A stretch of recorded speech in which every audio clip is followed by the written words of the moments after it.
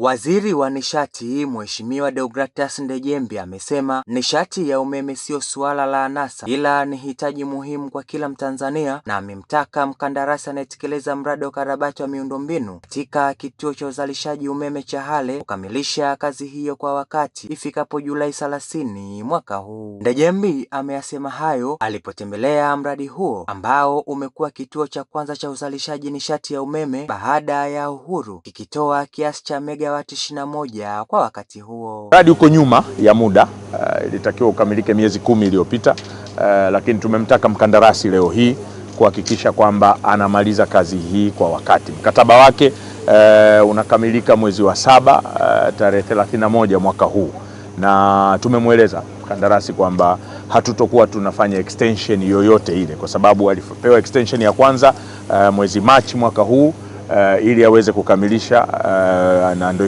inaenda hiyo mpaka Julai tarehe 31. Kwa hakutokuwa na extension yoyote, lakini cha kuridhisha serikali ni kwamba 98% ya vifaa vyote vinavyohitajika kwa ajili ya kukamilisha mradi huu vipo hapa site, na kama mlivyojionea mafundi wapo wanafunga mashine zile. Kwa hiyo muda si mrefu tutakuwa tumeweza kuanza uzalishaji wa umeme megawati 21 kuongeza katika gridi yetu ya taifa, ili kuongeza nguvu katika mikoa hii ya huku kaskazini, kwa maana pia mkoa wa Tanga ambao mahitaji yao na wenyewe yamezidi kukua siku hadi siku. Mkoa wa Tanga sasa unatumia karibia megawati 130, kwa sababu umeme sasa si anasa. Umeme ni hitaji la msingi la Mtanzania katika shughuli zake za kila siku. Umeme si anasa bali ni hitaji la msingi la Mtanzania katika uchumi wetu wa Tanzania.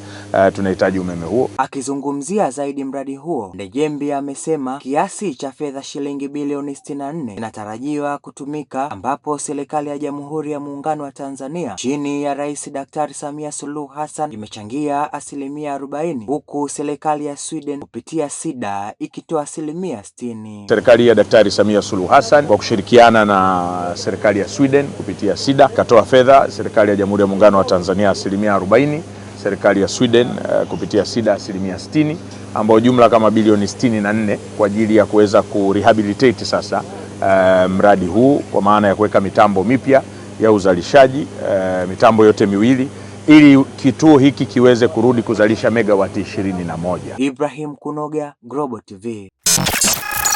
Msimu huu wa Sabasaba usiruhusu biashara yako ipoe, kwa sababu Global TV inakupa fursa ya kuchangamsha biashara yako. Okoa hadi 50% ya gharama za matangazo na uwafikie mamilioni ya wateja kupitia vifurushi vyetu maalum vya Sabasaba. Chagua kifurushi chako kuanzia $2.5 hadi $1.5 tu. Matangazo ya mitandao ya kijamii, Reels, radio na YouTube pre-rolls, vyote vipo kwa ajili yako. Ofa hii ni kwa msimu huu wa Sabasaba tu. Wahi sasa. Wasiliana nasi kupitia namba zinazoonekana kwenye skrini yako. Global TV, tunakuza biashara yako.